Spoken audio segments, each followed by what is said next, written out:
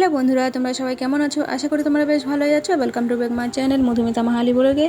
তো এখন আমরা আছি আমাদের বাজারে, মালাহার বাজারে।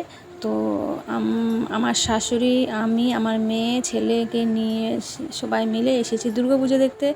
আর এই বছরটার পুজো আমাকে একদম ভালো লাগলো না, কারণ শ্বশুরবাড়িতে এখন আছি আমি।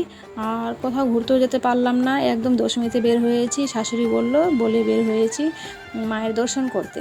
তো সামনে স্টেশন আছে আর পাশে আছে দুর্গা মন্দিরে গেলাম, মায়ের দর্শন করলাম। এত ভালো লাগলো যে কি বলবো। মায়ের দর্শন করে এই যে ষষ্ঠী, সপ্তমী, অষ্টমী, নবমী, এই 4টা দিন আমি বের হতে পারলাম না বাড়ি থেকে।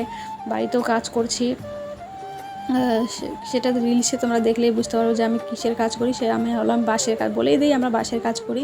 যেরকম বাঁশের কাজে যেরকম ডালি, কুলা এগুলো বানা হয়, সেগুলো বানাই আমি, আমাদের বাড়িতে কাজ করা হয়। আমি তো জানতামও না, কিন্তু শ্বশুরবাড়ি থেকে মানে কাজটা শিখে গেছি। তো চলে আসলাম আমাদের মালাহার স্টেশনে। সেখানে আমাদের দুর্গা মন্দির আছে। আর এতটা বড় আমাদের এখানে এত বড় করে পুজো হয় না, কারণ গ্রামে থাকি, গ্রামে আর কত ভালো করে পুজো দেখবে বলো।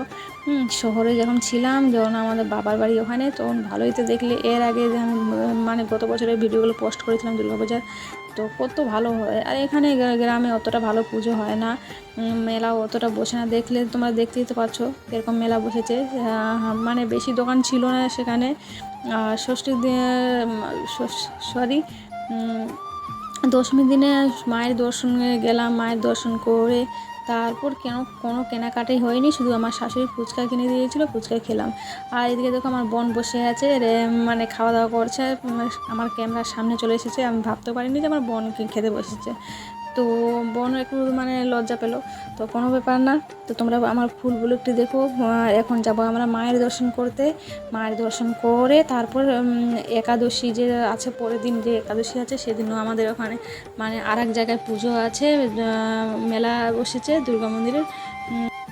আমরা তো দশমীতে মানে বিজয়া দশমীতে বের হয়েছিলাম ঠাকুরের মায়ের দর্শন করলাম।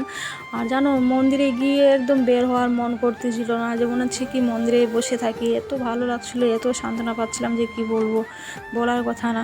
কিন্তু চলো, আমাদের দুর্গা মন্দিরের সামনে চলে এসেছি, এখন যাই মায়ের দর্শন করে আসি। তো বন্ধুরা, ব্লগটি আমি বেশি বড় করিনি বলে এখানে শেষ করব। তোমরা মানে সঙ্গে থেকো। আর যদি আজকের ব্লগটি যদি তোমাদেরকে ভালো লাগে, তো লাইক, কমেন্ট আর চ্যানেলটিকে প্লিজ সাবস্ক্রাইব করে দেবে। আর তোমাদের সবাইকে জানাই শুভ বিজয়া দশমী।